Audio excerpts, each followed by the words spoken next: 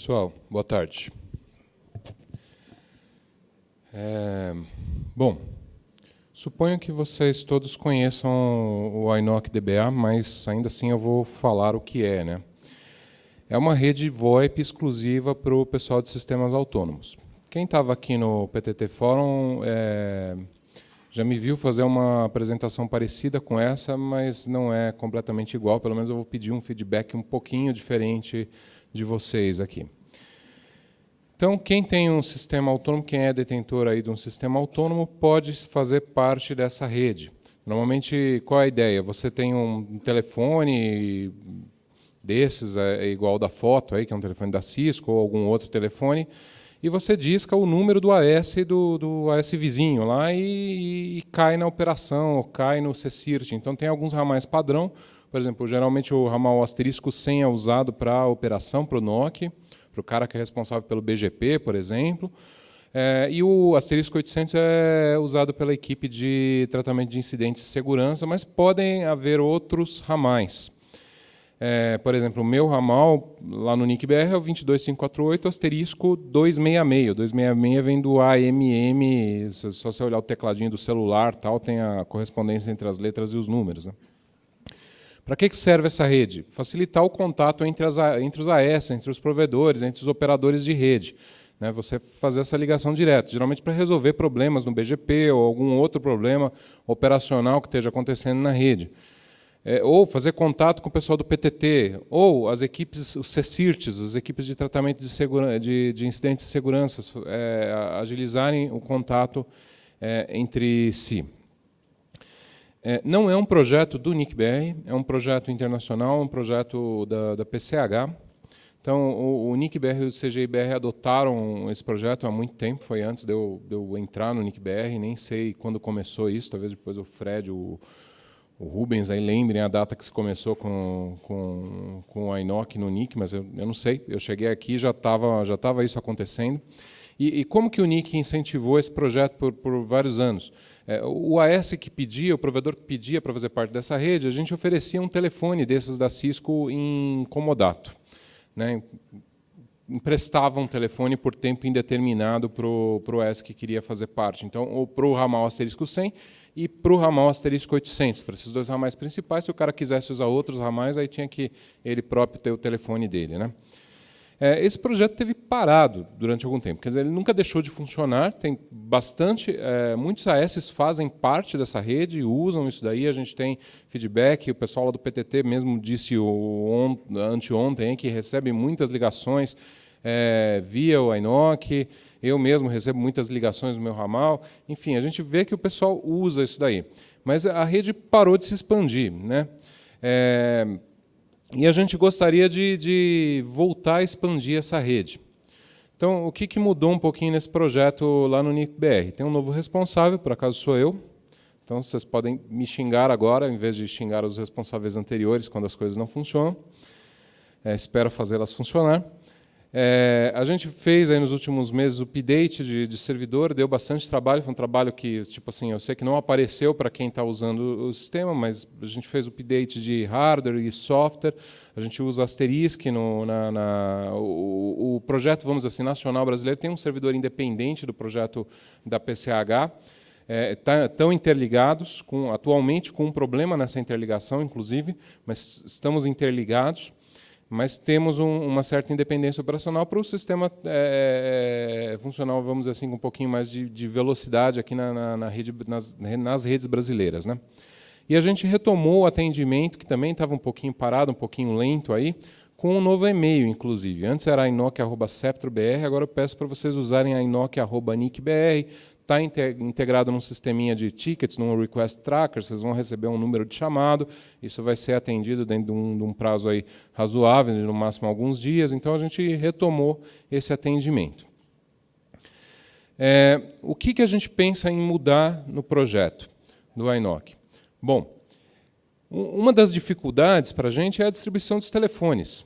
Isso é caro, isso dá um trabalho danado, e a gente vê que isso não é mais tão necessário quanto era antigamente. Hoje em dia, muita gente já usa telefones VoIP na própria rede. O cara já tem um telefone lá na mesa dele, ou ele usa softphone no celular dele, não seria complicado, o cara tem um Wi-Fi lá na operação, poderia muito bem instalar ali um softphone, ou no computador, ou no celular, no smartphone, e usar aquilo. Tem gente, inclusive, que reclama, ele fala, pô, eu tenho 2 telefones aqui na minha mesa, isso é uma tralha, podia juntar essas linhas num telefone só e usar um... Eu já ouvi de mais de uma pessoa esse tipo de comentário em relação ao telefone do iNock, né? Eu gostaria de ter essa linha no meu próprio telefone. Então, a gente quer justamente incentivar isso. A gente não vai parar de distribuir os telefones, a gente pretende retomar isso. Vamos dizer assim, tem previsão orçamentária no ano que vem para comprar telefones novos e voltar a distribuí-los num certo limite, numa certa quantidade, mas a gente gostaria de incentivar o crescimento da rede com o uso de telefones próprios ou de softphones. Em particular, a gente testou vários softphones aí nos últimos meses, e a gente chegou em dois softphones, um é o Linfone, outro é o Zoiper. O Linfone é código aberto, o Zoiper não, mas é gratuito para se utilizar. E ambos ofereceram assim, resultados excelentes e tem versões para todos os sistemas operacionais principais. Aí. Eu me refiro a Windows, Linux, macOS, Android e... Qual que é o do iPhone mesmo? A iOS. Isso daí. Enfim, ambos têm, inclusive o Linfone, Linfone é só para Linux. Não, tem versões para todos esses sistemas, funcionam bem com NAT, com STUM, então a gente chegou nesses dois. O Zoiper é mais fácil de configurar, mais user-friendly, digamos assim. O Linfone é um pouquinho mais pesado, um pouquinho mais difícil de configurar, mas também funciona muito bem. Então a gente está finalizando uma documentação de como usar esses dois. Podem ser usados outros, obviamente. A gente vai ter também uma documentação geral de como configurar o ramal iNock num SIP genérico. E o que a gente pretende mudar é o sistema de cadastro de ramais. Agora ele passa a ser feito pelo PAS. O que é o PAS? É o portal do AS. É o mesmo portal onde você se cadastra para solicitar dados do CIMET, para um AS conseguir ver dados dos usuários, por exemplo, um provedor que é AS consegue se cadastrar nesse portal, no portal do AS, e ver os dados dos testes do CIMET de todos os usuários do seu AS, do seu provedor. É possível fazer isso. Então, no mesmo portal, a gente implementou na versão beta, na versão nova desse portal. E lembrem, por favor, que beta não é igual ao beta do Google, que funciona por 10 anos e tem milhões de usuários e tudo funciona perfeitamente já. Beta é beta. Tá? É o velho, não vou falar que as coisas não funcionam, mas é beta. Então, não me xinguem antecipadamente se der algum probleminha no form, uma coisinha ou outra. Né? Por isso é beta. Tá? Daí, feedback para o meu e-mail se tiver algum problema. Não espero nada grave, a coisa está funcionando, mas assim, é beta. Tá? Não no sentido do Google. Enfim. Então, ó, aqui estão as telas de cadastro, esse é o PAS, daí quando você se cadastra, você tem que se cadastrar como provedor. Né? O PAS foi feito primariamente aqui para o projeto do CIMET, né? A gente incluiu essa questão do iNock depois, então vocês estão vendo o login do CIMET aqui, mas se cadastram como provedor, aí vai ter a abinha aqui para você escolher o formulário do iNock, você preenche esse formulário do iNock, aí a solicitação do aparelho passa a ser um tiquezinho aqui no formulário, você pode fazer essa solicitação do aparelho, ela vai ser analisada depois e eventualmente, quando a gente voltar a distribuir os aparelhos, você pode ou não receber um aparelho. Aí isso vai ser analisado à parte, a sua necessidade em relação ao aparelho. Talvez a gente entre em contato, pergunte direitinho qual a sua necessidade, precisa mesmo, tal. Enfim, vai ter uma análise separada. Mas o ramal do iNock vai ser criado na hora. Bom, não exatamente na hora. Na hora que você preenche o formulário, você escolhe um responsável pelo AS, o responsável que já está lá no contato do registro BR. Né? Ou responsável técnico, ou responsável administrativo, você vai escolher um desses contatos e esse cara vai receber um e-mail. Esse cara vai receber um e-mail que é parecido com essa coisa que eu sei que vocês não estão enxergando aqui, que está pequenininho, mas, enfim, vai ter um link lá para autorizar ou negar a solicitação.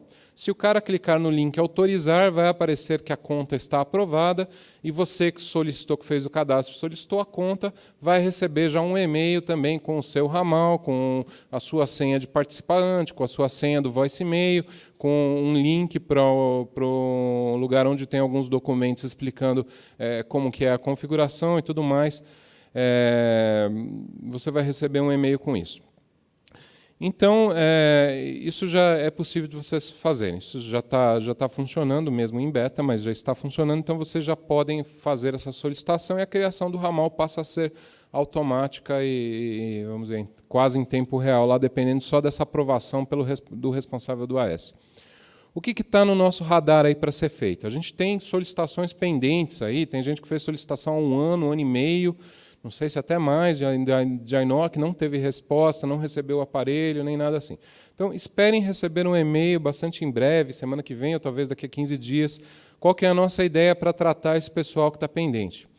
A gente vai mandar um e-mail explicando, em seguida a gente vai criar essa conta automaticamente, como se o camarada tivesse feito o pedido agora no sistema novo, e pedido o telefone. Então, a gente vai criar a conta automaticamente, vai receber o e-mail com a conta, instruções para configurar isso no telefone próprio tal, e vai ficar lá numa lista de pendência nossa para tratar o envio de telefone, e aí a gente vai, em algum futuro próximo, entrar em contato, quando a gente tiver os telefones disponíveis, perguntando se realmente é necessário, confirmando o interesse em receber o telefone, e a gente vai tratar isso daí. Outra pendência que a gente tem em vista são os participantes com o iNock desligado. Hoje, mais de 50% do pessoal que está na rede, infelizmente, não está com o ramal funcional. A gente não sabe se é problema no telefone, se o camarada desistiu de usar, o que aconteceu exatamente. Então, também é um pessoal que a gente vai entrar em contato bastante em breve e tentar fazer com que eles voltem a fazer parte da rede, resolver o problema que aconteceu e tentar fazer a coisa funcionar. Documentação e site novos também estão no nosso radar. A documentação a gente está preparando, está adiantada, a gente já tem manuais novos para configurar softphone, para fazer troubleshooting nos telefones da Cisco existentes aí na rede, para usar o sistema de forma geral. Então, a gente já tem alguns documentos prontos, ainda está faltando umas revisõezinhas finais e publicar num site aí renovado do iNock. Em breve a gente deve fazer isso também. A gente está procurando um modelo de telefone novo para passar a distribuir no lugar do 7942 da Cisco. O 7942 da Cisco é um telefone que nos atende bem, só que ele já é um pouquinho antigo e entre os problemas estão a falta de suporte a IPv6 e um suporte muito ruim é o NAT. Então, hoje, você precisa ter um IP válido, um IP global, um IP público, né, para usar esse telefone com sucesso, usar esses telefones da Cisco, usar o sistema do iNock atrás de algum NAT é muito complicado. Você precisa, muitas vezes, colocar um proxy no firewall ali para fazer funcionar ou algum outro tipo de solução. Esse telefone 7942 da Cisco, por exemplo, não tem suporte a STUM, nem nada assim. Com modelos mais novos, embora a gente vá continuar recomendando que você use um IP válido no iNock, isso facilita bastante as coisas com SIP, mas com softphones ou com telefones um pouquinho mais modernos, você consegue utilizar atrás de NAT sem tanta dor de cabeça, né? A gente testou já alguns modelos da própria Cisco, da Ialink e da Grandstream. Os que eu gostei mais até agora foram os da Ialink. Mas se alguém tiver alguma sugestão, aí daqui a pouco eu mostro aqui os feedbacks que eu gostaria de ter de vocês. Bom, e a outra questão é tratar os problemas de conexão com o iNock Internacional. A gente acha que tem um problema do lado do projeto iNock Internacional, dá vários timeouts na conexão. O nosso servidor aqui do Brasil ele não consegue tratar isso bem, mas parece que é um problema de carga no servidor internacional, que também está há vários anos aí sem update e tal. Enfim, é algo que a gente vai tratar assim que possível. Hoje, talvez se vocês forem fazer uma ligação para um AS que está fora do Brasil através do iNock, talvez vocês tenham um problema. Hora vai funcionar, hora não vai funcionar. É um problema que está na nossa mira para tentar ser resolvido aí. Melhoria, obviamente, é o suporte ao NAT e ao IPv6. O suporte IPv6 a gente já testou, funciona direitinho, desde que os telefones tenham suporte. Os telefones que estão na rede hoje não têm suporte, mas telefones novos, softphones, eventualmente podem ter suporte a IPv6, isso não é tão complicado. E o suporte ao NAT depende mais do suporte ao aparelho e talvez da instalação de um servidor STUM, de um serviço de STUM do nosso lado para facilitar a configuração. Bom, eu já volto nesse slide de feedback para pedir para vocês o feedback. Só antes disso, vou fazer aqui um parênteses e falar para vocês do livro do IETF. Que foi nada, parênteses, não estou mais falando de INOC. IETF, vocês conhecem IETF, né? Talvez. O IETF é onde são feitas as RFCs, os padrões da internet. Tem um trechinho aí de poesia, que na verdade é um trecho de uma RFC que eu coloquei mais por curiosidade, para ver se desperta a curiosidade de alguém. Parece aquele ser ou não ser, mas na verdade é uma RFC e foi escrito pelo Vinton Cerf, é uma paródia, aquela poesia lá. Enfim, o que a gente fez para tentar incentivar a participação no IETF? A gente traduziu um documento chamado TAL. Na verdade, foi o Julião Braga, ele não está aqui hoje, está dando um curso de IPv6 lá na África. Mas, enfim, foi uma iniciativa dele, do Lisandro, do pessoal da Internet Society e tal, de traduzir esse documento. Ele acabou se tornando um livro. A gente publicou num livro, esse livro está disponível gratuitamente, tem em PDF nesse endereço aí, mas até aí vocês podem entrar só na URL do TAL do IETF, no site do IETF, e ler. O que é esse documento TAL do IETF? Ele explica o que é o IETF, como o IETF funciona, um pouco da cultura do IETF. É muito interessante para quem trabalha na área, conhecer isso daí, eventualmente se interessar e participar do IETF. Então, esse livro vai estar disponível lá fora, se vocês quiserem ler isso e tal, ele é gratuito, vocês podem pegar um exemplar e levar, quem já não fez isso ontem, pode fazer isso hoje, tá bom? Voltando ao INOC. No que eu preciso de feedback de vocês? Tem 3 minutos para feedback aqui no meu tempo. Eu enrolei com o tempo, né? Vocês usam o INOC? Vale a pena esse esforço de retomar o crescimento de rede? O feedback que eu recebi até agora é positivo, mas nesse sentido de que vale a pena. Mas se vocês tiverem algum feedback diferente disso, por favor, se manifestem, venham ao microfone agora e falem, ou falem comigo depois. O que vocês pensam dessa história do uso de softphones ou telefones VoIP próprios no INOC? Podemos seguir por esse caminho? Vocês acham que isso daí é um caminho ok para vocês ou não? Não, eu gostaria de ter um telefone aqui do NIC, eu não consigo participar dessa rede sem isso e tal.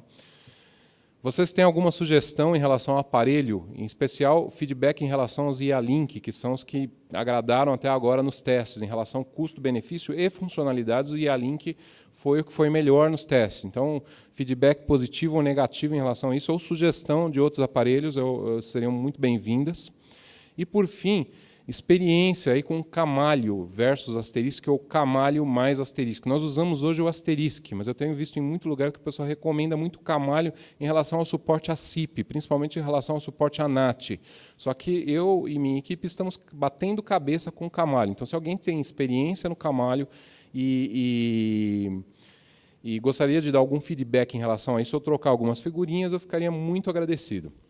E é isso. Se alguém tiver, tem ainda 1 minuto e 50 segundos aqui para vocês darem o feedback, senão eu estou por aí na hora do intervalo. O Rodrigo está levantando a mão, que eu esqueci de falar uma que ele pediu.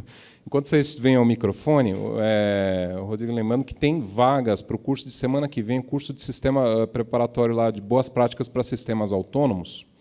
Temos cerca de 10 vagas não preenchidas para o curso da próxima semana. Se alguém tiver interessado em fazer o curso, cursos.septro.br, crie o usuário lá, faça o login, dá para fazer a matrícula ainda.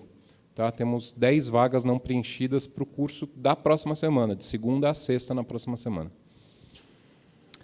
Feedback em relação ao INOC, temos 1 minuto ainda. Quer fazer alguma pergunta, Danton? Vai, Fabrício. Tudo bom, Fabrício, NICBR. Eu vou fazer um comentário rápido aqui sobre a utilização de softphone ou não para o projeto. É o seguinte, no início do projeto, teve a ideia de utilizar softphone. A gente não utilizou isso porque a ideia inicial era assim, toda vez que alguém liga para o número, tem que tocar pelo menos. E o softphone, às vezes, pode estar ligado ou desligado. Tá? Então, isso daí acabaria não incentivando as pessoas a ficar ligando para o número que poderia estar desligado. Mas houve uma quebra de paradigma de lá para cá. O que é essa quebra de paradigma? É o seguinte, com o telefone celular hoje, com o smartphone, tá, a pessoa está sempre com o softphone ligado. Não tem mais esse problema de pegar e vou ligar e outra pessoa não vai atender. Mesmo que eu não esteja registrado na rede, eu consigo pegar, né, e recebo um pop-up que me diz que tem uma chamada chegando para mim, eu abro a aplicação, automaticamente eu já consigo atender. Com esse conceito, essa ideia de softphone, eu acho uma coisa muito legal, começar a utilizar isso agora. Então, é só um comentário que está sendo colocado, está aqui, por que não foi utilizado e por que isso fica uma coisa tão interessante hoje, no meu ponto de vista, pelo menos. Legal. Uma ideia que, inclusive, eu cheguei a namorar, Fabrício, foi nessa história de testar telefones VoIP, sai mais barato, muitas vezes, comprar um smartphone e botar um softphone para funcionar só como um telefone VoIP. Sai mais barato e funciona melhor do que muitos telefones no mercado. Não era esse o seu comentário, não, né, Marcos? Rapidão. É o Marcos Adrian. Eu acho super válido, tu pediu um feedback, eu acho super válido, só que tem o outro lado da moeda. Válido desde que, sei lá, eu não conheço, não participo, não posso dizer, mas normalmente tu tem algum problema, por que tu vai ligar para um outro AS? Ou um ataque, ou algum problema de roteamento, alguma coisa assim. Normalmente, tu tem uma operadora para fazer isso. Se tu não tiver a operadora para atender do outro lado, tu não vai ligar para o teu par ou para um outro provedor ou alguma coisa assim. Então, tem esse problema do ovo da galinha. Se as operadoras não tiver ativo e não incentiva as outras pessoas também a utilizar. Porque vai ter pouca interação entre um dono de DS que não seja um operador ou um trânsito, alguma coisa assim, entre essas pessoas. Normalmente, a interação vai ocorrer nos níveis de cima, né? Bom, a gente está meio estourado de tempo, então quem quiser fazer o seu feedback, mesmo que ele seja não publicamente publicável, e falar direto para o Moreiras, pode aproveitar para fazer isso no Coffee Break. Então, GTR 38, a gente está parando agora para o Coffee Break, 15 minutos atrasados, a gente volta às 5 da tarde. Tá?